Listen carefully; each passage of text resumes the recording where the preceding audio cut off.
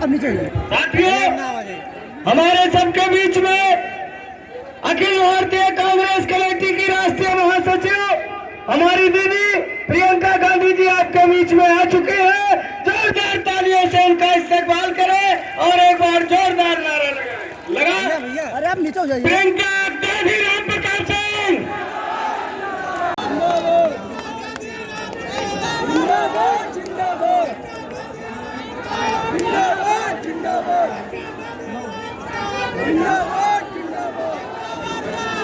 का पूरा बोझ आप उठा रही हो। मैं जानती हूँ कि सुबह से शाम तक आप खेती में काम करती हो, घर आके खाना पकाती हो, बच्चों का देखभाल करती हो, घर में अगर जानवर है उनका देखभाल करती हो, सफाई करती हो, और फिर भी इतनी मेहनत के बाद भी आपके सामने इतनी मुश्किल परिस्थितियां हैं कि आप परेशान रहती हैं और आप उन परिस्थितियों का सामना करने के लिए आपको बहुत मुश्किल होती है। यहाँ पे मेरे नौजवान भाई बहन कितने हैं, हाथ उठाइए।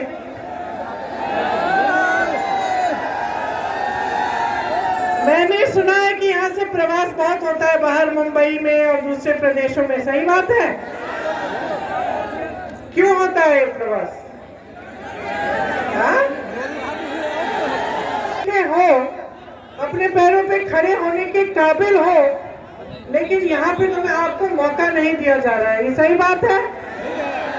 और मेरे जो किसान भाई बहन है यहाँ, ये सही है कि छुट्टे जानवर की बहुत बड़ी समस्या है यहाँ? आपको खाद मिल रही है समय पे? ये सही है कि जबकि आपकी जमीन उपजाऊ है आपको अपने उपज का दाम नहीं मिलता? सही है। कितने का मिल रहा है अभी? गेहूं और धान के लिए कितना मिलता है आपको? 1200 रुपए। 1200 रुपए, ठीक है। हाँ, 1000 चलिए। तो ये केस, अगर मैं ये कहूँ कि सब मुश्किलों का सामना कर रहे हैं, चाहे वो किसान हो, बेरोजगार हो, महिलाएं हो, जो भी है, सब बहुत बड़ी बड़ी मुश्किलों का सामना और परेशानियों का सामना कर रहे हैं। एक बात पूछना चाहती हूँ कि ये जब मुश्किलें आती हैं, महंगाई आती है, तो आपके घर में पूछती है कि किस धर्म के हैं आप? क्या महंगाई आती है और आपके घर पे खटखटा के पूछती है कि भाई तुम हिंदू हो या मुसलमान हो? क्या बेरोजगारी पूछती है कि तुम किस जाति के हो, ब्राह्मण हो या दलित हो या किस वर्ग के हो? पूछती है बेरोजगारी? नहीं पूछती। जब छुट्टा जानवर आके आपका खेत चलता है तो पूछता है कि कौन से खेत का, भाई किस किसान का है ये खेत? अच्छा, इस धर्म का है, चलो मैं दूसरे खेत में जाके चलूंगा, है? पूछता है छुट्टा जानवर। तो राजनीतिक दल के नेता क्यों पूछ रहे हैं भैया? क्यों पूछ रहे हैं? सोचिए, मजाक की बात नहीं है, ये गहरी बात है। क्योंकि जब विकास करना है तो सबका होगा कि नहीं होगा? कि एक वर्ग का विकास होगा? हो ही नहीं सकता। सड़क बनाओगे, क्या आप कहोगे कि लो इस धर्म के हो तो ये सड़क मत इस्तेमाल करो, उस धर्म के हो तो ये सड़क तुम्हारे लिए है? नहीं। सड़क बनाओगे तो सबके लिए बनाओगे, पानी की सुविधा होगी तो सबकी होगी, सही बात है? तो विकास, रोजगार होगा तो पूछना नहीं है कि कौन सा क्या है, सबके लिए रोजगार है। हाँ, आरक्षण है लेकिन सबके लिए रोजगार है, सबको मौका मिलेगा, सही बात है कि नहीं? तो राजनीतिक दल और उनके नेता आपके सामने जाति और धर्म की बात क्यों करते हैं? कभी सोचा है कि यूं ही आंख मूंद के दे देते हो वोट धर्म और जाति के आधार पर? मैं एक मोहल्ले में गई, वहां मैंने देखा कोई सड़क नहीं, टूटी फूटी सड़क, पानी नहीं। पूछा बिजली आती है? कहा दीदी नहीं आती। बिल भरते हो? बिल भरते हैं। अच्छा, विधायक कौन है? नाम लिया विधायक का। काम करता है? नहीं करता। वोट दोगे दोबारा? हाँ जी। वाह जी। तो मैंने पूछा क्यों? जी हम तो वोट अपने धर्म के आधार पर दे देते हैं हर बार। यही बात मैंने कहीं और सुनी कि भाई क्यों बार बार वोट दे रहे हो इसको, काम तो कर नहीं रहा है तुम्हारा। जी हम जाति के आधार पर दे देते हैं, हमारी जाति का है हम सोचते हैं कि इन्हीं को देंगे। तो क्या हो रहा है?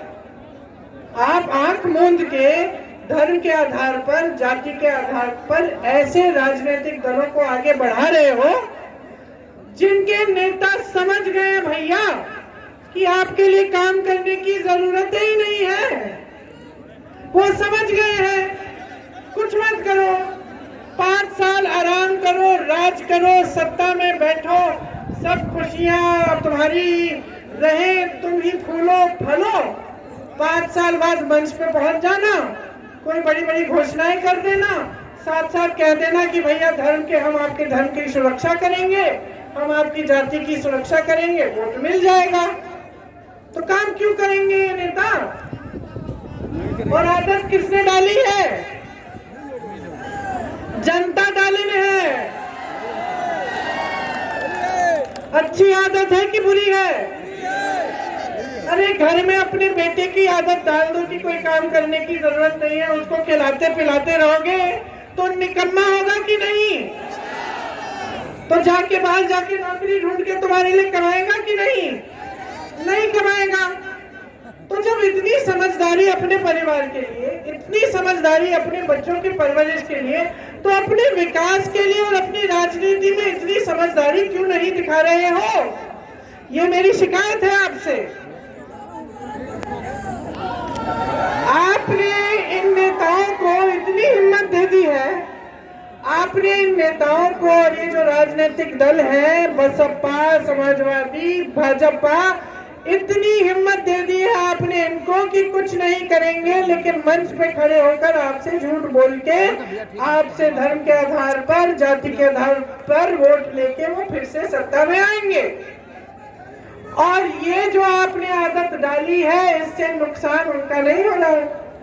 उनके बेटे अच्छे अच्छे स्कूलों में पढ़ रहे हैं, विदेश चले जाते हैं, वो तो अच्छे अच्छे हवाई जहाजों में घूम रहे हैं। मोदी जी का हवाई जहाज देखो, 8,000 करोड़ का एक हवाई जहाज है। मोदी जी दुनिया घूमते हैं उस हवाई जहाज में। योगी जी के यहाँ देखिए, है तो योगी, लेकिन कितनी बड़ी बड़ी गाड़ियों में घूमते हैं, कितनी बड़ी सिक्योरिटी सुरक्षा लेके घूम रहे हैं। और जब आपकी समस्याएं आती है, जब किसान आंदोलन है, तो सब दुबक के अपने घर में बैठ जाते हैं, कोई नहीं आता आपकी सुनवाई करने। किसान के घर के सामने 10 किलोमीटर की दूरी भी नहीं है, खड़ा रहा 1 साल के लिए। 700 किसान शहीद हुआ। कहाँ थे हमारे प्रधानमंत्री जो पूरी दुनिया घूम सकते हैं, जो 16,000 करोड़ रुपए के दो हवाई जहाज खरीदे हैं, और पूरे गन्ने के बकाये को 14,000 करोड़ रुपए को नहीं दे पा रहे किसानों को? वो प्रधानमंत्री कहाँ थे? क्यों नहीं आए? जब उनके ही मंत्रिमंडल के मंत्री के बेटे ने 6 किसानों को लखीमपुर खीरी में अपनी जीप के नीचे कुचल डाला, तो वो प्रधानमंत्री और आपके मुख्यमंत्री योगी आदित्यनाथ जी क्यों नहीं गए लखीमपुर खीरी उन परिवारों से मिलने? क्यों कार्रवाई नहीं की उन्होंने उस लड़के पे? बल्कि उसके कुछ ही दिन बाद एक बड़ी सी उन्होंने मीटिंग की लखनऊ में, जहां पे उसी का बाप उनके साथ मंच पे खड़ा रहा, इस्तीफा भी नहीं मांगा उस मंत्री का। कैसे नेता है ये? कौन से धर्म की बात कर रहे हैं? कौन से धर्म की बात कर रहे हैं? छुट्टा जानवर आपके खेत खाए जा रहा है, आपके सामने खड़े होकर कहते हैं हमें तो मालूम ही नहीं था। मोदी जी अंतर्यामी, सर्वज्ञानी, हाँ सर्वज्ञानी कहते हैं ना, मोदी जी को सब कुछ पता चल जाता है। मोदी जी को नहीं पता था कि अपने देश के सबसे बड़े प्रदेश में एक एक किसान मर रहा है परेशानी से, क्योंकि छुट्टा जानवर उसके खेत खा रहा है। मोदी जी को पता चल जाता है जब रूस के प्रधानमंत्री को कुछ बीमारी होती है, अमेरिका में डोनाल्ड ट्रंप को खांसी आती है, मोदी जी फट से उनको चिट्ठी लिख लेते हैं, फोन कर लेते हैं। और मोदी जी जिनकी केंद्र में सरकार है, जिनकी लखनऊ में प्रदेश में सरकार है, जिनके मुख्यमंत्री जी बैठे हैं, उनको ये नहीं मालूम था? अभी चुनाव आया तो संज्ञान में आया, और चुनाव आया तो संज्ञान में भी आ गया और आपने इसका समाधान भी निकालने की घोषणा कर दी। 5 सालों से कहा थे भैया,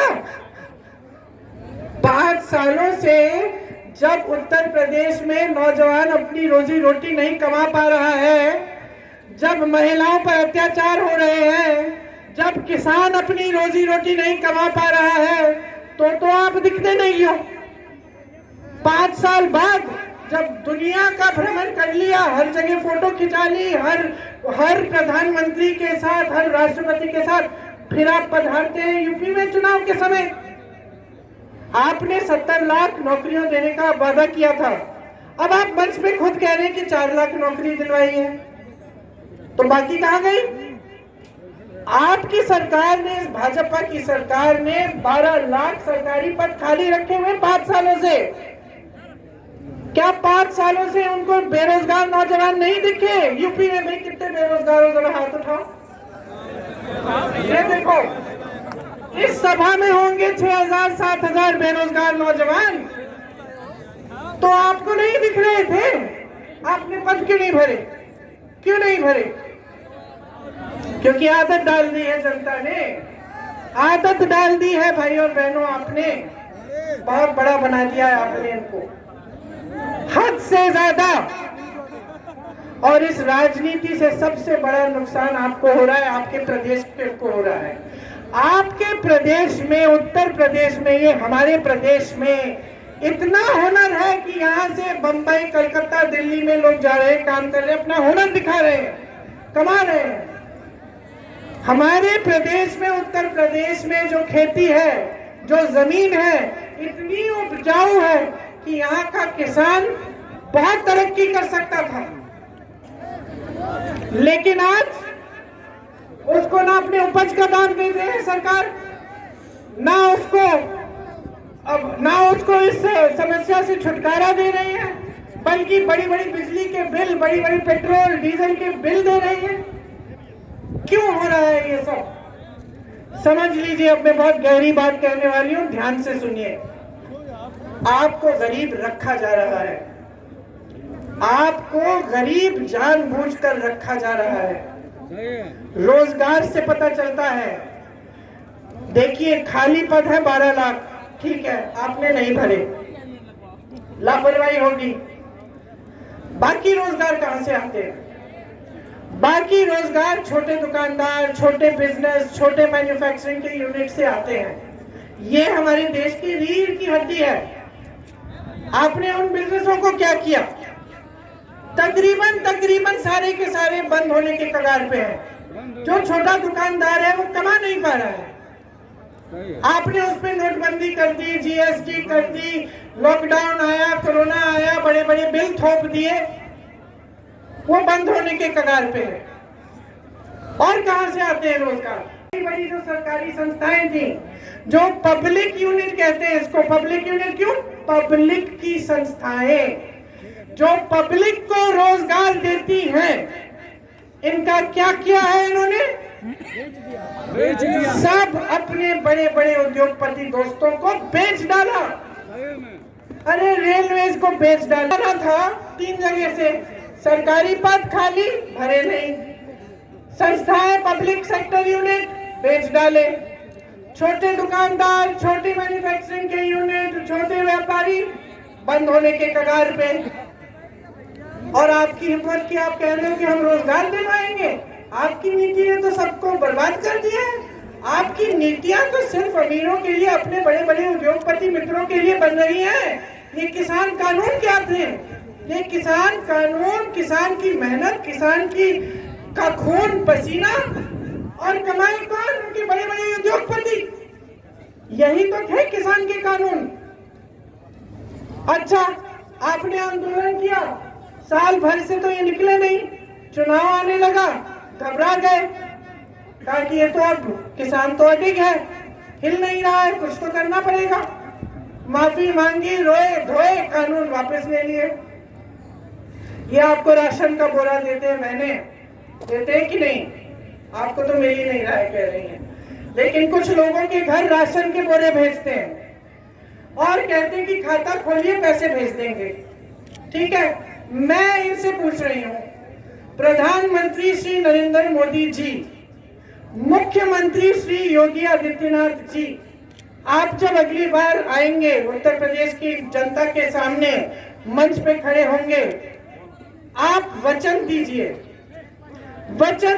जनता को कि 10 मार्च के बाद ये राशन के बोरे आते रहेंगे। वचन दीजिए कि जो दाम है गैस सिलेंडर के, पेट्रोल डीजल के, ये 10 मार्च के बाद और भी नहीं बढ़ेंगे। वचन दीजिए। हिम्मत नहीं होगी वचन देने की, नहीं कर सकते, क्योंकि पूरे देश में ये जो राशन का बोरा है ये बंद कर चुके हैं। ये चुनाव की प्रक्रिया थी और समझ लीजिए आप कि साजिश क्या है। ये जो दल है ना, जो धर्म और जाति का इस्तेमाल करते हैं सत्ता में रहने के लिए, इनकी साजिश है।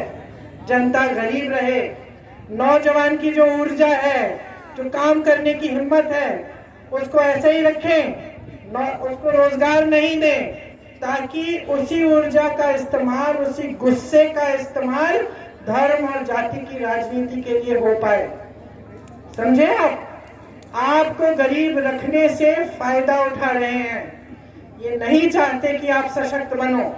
आप शिक्षित होगे, सशक्त बनोगे, अपने पैरों पे खड़े होगे, आत्मनिर्भर होगे, तो कौन सी धर्म और राजनीति की, जाति की राजनीति चलेगी इस प्रदेश में? मैं पूछना चाहती हूँ, कैसे चलेगी? आप पूछोगे विकास के लिए क्या किया? सड़क बनाई, पानी दिलवाया, सेहत की सुविधाएं बनवाई, शिक्षा के संस्थान बनाए? नहीं बनाए तो रास्ता नापो। समझे आप?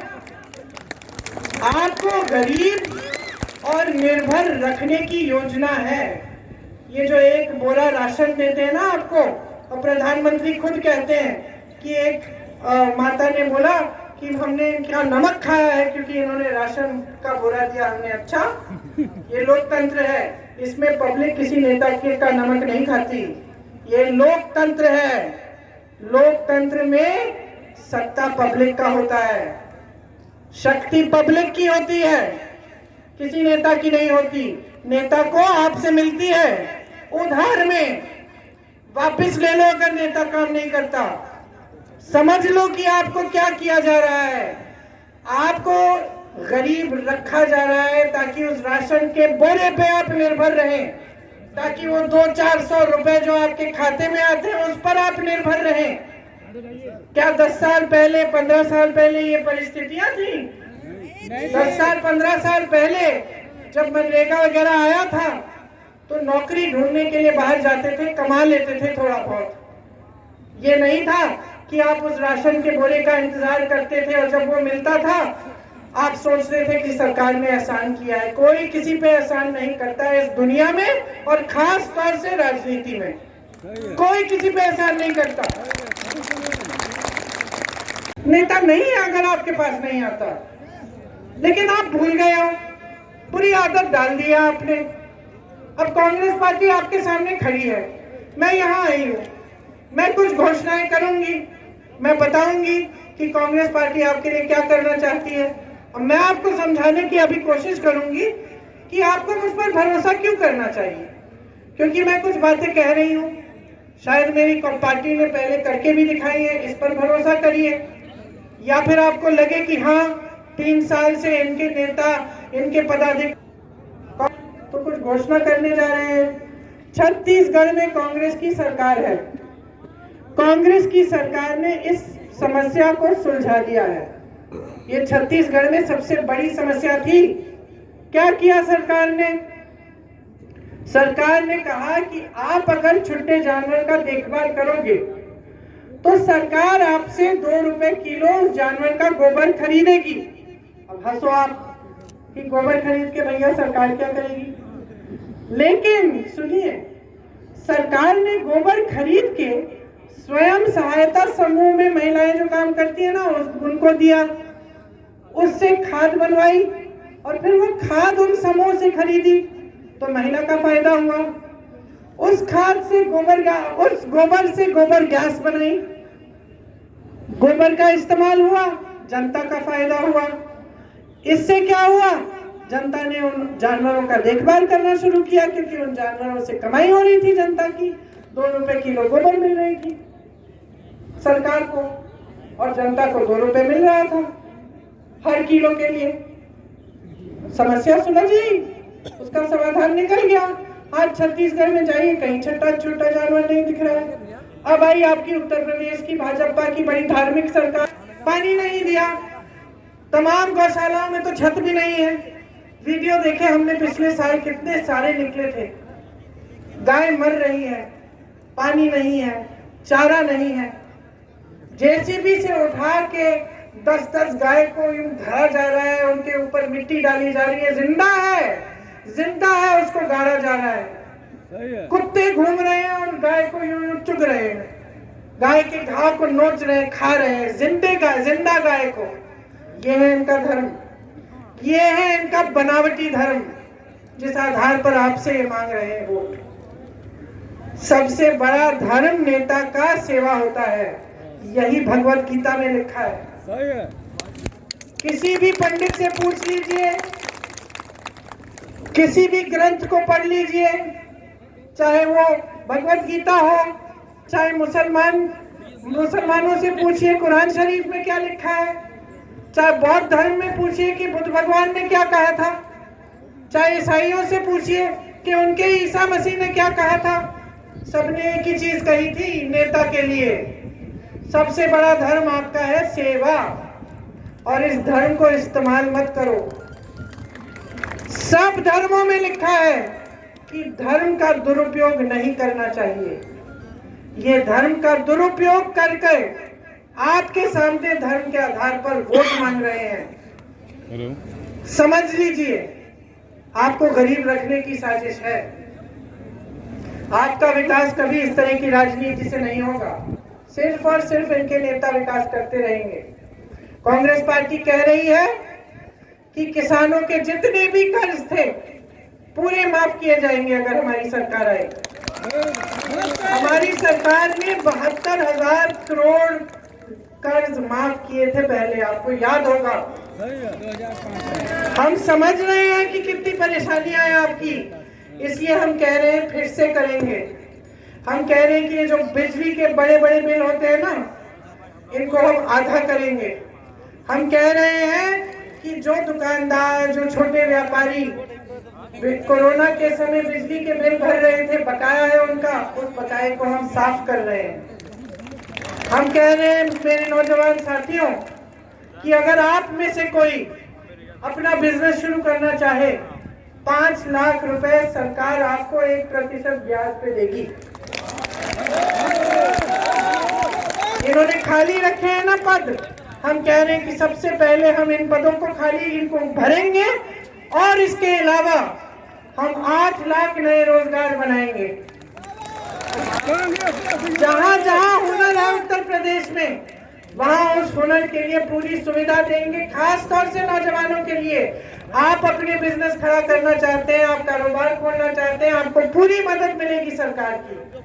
हम बहनों के लिए कह रहे हैं, आपको एक गैस सिलेंडर देके खुश है ना ये लोग, सोचते हैं कि एक दे दिया बस वोट मिल गया, बात खत्म, कोई जिम्मेदारी नहीं है अपनी बहनों के प्रति। हम कह रहे हैं कि 40% महिलाओं को हमने टिकट दिया है कि बहनों आधी आबादी हो, तुम आधी आबादी हो, लेकिन तुम्हें राजनीति में कोई भागीदारी नहीं दे रहा है, तुम्हें आगे बढ़ने का काम तुम्हारा कोई नहीं कर रहा है। हमने कहा खड़ी हो जाओ, चुनाव लड़ो, सत्ता अपने हाथों में लो। ऐसी बहनें लड़ रही हैं आज चुनाव कांग्रेस पार्टी की तरफ से, जिन पर भयंकर अत्याचार हुए, जिनकी बेटियों का बलात्कार किया गया है, जिनकी बेटियों को मार डाला गया है। ऐसी महिलाएं खड़ी हैं आज। एक आशा बहू की महिला खड़ी है जिसको पुलिस ने घसीट के बस के अंदर पुरुष पुलिस कर्मियों ने ऊपर चढ़कर गला दबाकर पीटा। क्यों? क्योंकि वो अपने मानदेय के लिए मुख्यमंत्री जी से बात करना चाह रही थी कि मानदेय बढ़ाना चाहिए। कांग्रेस पार्टी कह रही है कि आशा बहुओं के लिए, आंगनवाड़ियों के लिए 10,000 रुपए मानदेय बढ़ाएंगे हम। हमने उस महिला को चुनाव लड़वाया, मुझे कितना गर्व हुआ बहनों उसको देख के। जब मेरे पास पहले आई थी, उसके बड़े बड़े घाव थे, रो रही थी, टूटी हुई थी कि उसने सिर्फ अपना हक मांगा और उसको इतनी बेरहमी से पीटा गया। 2 दिन पहले मैं उसकी मीटिंग में गई, अच्छी साड़ी पहन के अपने यूं बांध के यूं घर से खड़ी थी, भाषण दे रही थी, कह रही थी कि दीदी जिंदगी भर मैं जनता के लिए काम करूंगी, अपनी बहनों के लिए काम करूंगी। मना करे या उसमें बाधा डाले, 10 दिन के अंदर वो FIR दर्ज नहीं हुआ तो हम एक ऐसा कानून लाएंगे जिससे के जरिए वो सस्पेंड हो सकता है। ये लोग एक गैस सिलेंडर दे रहे हैं ना, हम कह रहे हैं 3 ले लो। हम कह रहे हैं छात्राओं को मुफ्त मोबाइल फोन देंगे ताकि ऑनलाइन पढ़ाई कर सके, आगे बढ़ सके। हम कह रहे हैं इंटर की छात्राओं को हम स्कूटी देंगे ताकि और भी आगे बढ़ पाए। लेकिन हम साथ साथ कह रहे हैं कि आपको सशक्त करने की जिम्मेदारी हमारी है। हम चाहते हैं कि महिलाएं भी अपने पैरों पे खड़े हों, महिलाएं भी कमाएं, महिलाएं भी घर में भागीदार हों कमाई में। इसीलिए 40% सरकारी रोजगार हम महिलाओं को दिलवाएंगे। मेरी यहाँ पुलिसकर्मी बहनें खड़ी हैं, 25% भर्ती पुलिस में हम महिलाओं की कराएंगे ताकि हर पुलिस स्टेशन पे आपको महिलाएं मिले। और मैं जानती हूँ आपकी भी समस्या है कि जहां आप रहते हो वहां आपकी पोस्टिंग नहीं होती, दूर दूर होती है। इसलिए हम कह रहे हैं कि आपकी पोस्टिंग जहां आप रहते हो उसी जिले में की जाएगी। मुझे हिरासत में लिया था तो 2 बहनें थी पुलिस वाली, और मैंने पूछा 4 बजे है सुबह, लखीमपुर केरी का वो हादसा हुआ था, वहां जा रही थी मैं उनके किसान के परिवारों से मिलने। 4 बजे सुबह थी, महिला पुलिसकर्मी मेरे साथ जीप में बैठी थी। और जब मैंने पूछा कि आपकी पोस्ट, आप रहते कहाँ हो, इतनी दूर रह रही थी, 4 बजे सुबह सड़क पे खड़ी हुई थी मुझे हिरासत में लेने के लिए। मैं सोच रही थी कि किन परिस्थितियों में ये बेचारी काम कर रही है, कौन इनकी सुनवाई कर रहा है। उसी तरह से चाहे नौजवान की चाहे महिला, आज संज्ञान में आ गया, उस राजनीतिक पार्टी को आप आगे बढ़ाओ ताकि आपका विकास हो, आपके बच्चों के लिए, उनके भविष्यों के लिए मेहनत हो, काम हो। आप मेहनत से बच्चों को बड़ा करते हो, खेती में काम करते हो, अपनी दुकानों में काम करते हो, मजदूरी करते हो, किस लिए? ताकि आपके बच्चे एक बड़े राशन पर निर्भर हो, कि बड़े होकर उनका भविष्य बने, कमाए, रोजगार मिले। तो आप अब इस बार एक ऐसी सरकार को बनाओ जो आपको रोजगार दिलवाए, जो आपके प्रदेश को विकसित करे, जो आपका हक आपके हाथों में दे। और ये सरकार सिर्फ और सिर्फ कांग्रेस पार्टी दे सकती है आपको। कांग्रेस पार्टी के नेता इस देश के लिए शहीद हुए। इस देश की आजादी की लड़ाई कांग्रेस पार्टी ने लड़ी किस लिए? ताकि आप सब आजाद हो, ताकि आप सब आजाद हो। आज आप आजाद नहीं हो। जब तक आप गरीब रहोगे, जब तक आप आत्मनिर्भर नहीं होगे, तब तक आप आजाद नहीं होगे। तब तक आपको ऐसे राजनीतिक दल गुलाम बनाए जाएंगे ताकि वो अपना स्वार्थ साध पाए। ये बात समझ लो। आपको अपनी आजादी चाहिए तो आपको कमाना पड़ेगा। आपको कमाने के लिए आपको रोजगार देना पड़ेगा सरकार को। आपको कमाने के लिए मदद करनी पड़ेगी। आपके भविष्य को उज्जवल बनाने का काम करना पड़ेगा। और ये काम करने के लिए हम सब तैयार हैं। हम आपके लिए समर्पित हैं। दिन रात आपके लिए काम करेंगे। आप कांग्रेस पार्टी की सरकार एक बार बनाकर तो देखिए, एक बार बनाकर तो देखिए इस प्रदेश में, और देखिए कि कैसी तरक्की आती है। किसकी हिम्मत होगी आपके सामने ये सब कहने की कि उनको संज्ञान नहीं था आपकी समस्याओं का? किसी की हिम्मत नहीं होगी। आपकी समस्या आएगी, हम पहुंचेंगे, हम समझेंगे और हम उसको सुलझाएंगे। ये मेरा वादा है। आप यहाँ पर कांग्रेस का विधायक प्रदेश में कांग्रेस की सरकार देकर अपने ही भविष्य को उज्जवल बनाएंगे। आप सबको बहुत बहुत धन्यवाद। बहुत ध्यान से मेरी बातें सुनी। बहनें याद रखना बात को, भाइयों आप भी याद रखना। चुनाव के समय जब वोट देने जाओगे आप तो याद रखना कि मैंने क्या कहा है आपके सामने। ये वोट आपके लिए है और किसी के लिए नहीं है। अपने पक्ष में दीजिए इस वोट को। बहुत बहुत संस्थाएं नहीं बनाई होती ना, BHEL, HAL, NTPC, रेलवे, तो ये लोग बेचते क्या? नंबर 1। दूसरी बात, अगर परिवारवाद के से इतना परहेज है तो कांग्रेस के सारे नेता पुत्र आपने अपनी पार्टी में क्यों लिए? सच्चाई ये है, परिवारवाद तो आपकी पार्टी में भी है। आपने कांग्रेस से उठाकर नेता पुत्र सारे आपने स्वीकार कर लिए अपनी पार्टी में। आपको तो एक परिवार से परहेज है, और उस परिवार से इसलिए परहेज है, मेरे परिवार से, क्योंकि आप जानते हैं कि हम आपके सामने झुकेंगे नहीं। आप जानते हैं हम पे कोई भी एजेंसी डाल दो, हमें हिरासत में ले लो, हमें जेल में डाल दो, हमें कुछ भी करो, हम जनता के पक्ष में बोलते रहेंगे। मैम जिस तरीके से नवाब मलिक जी जिस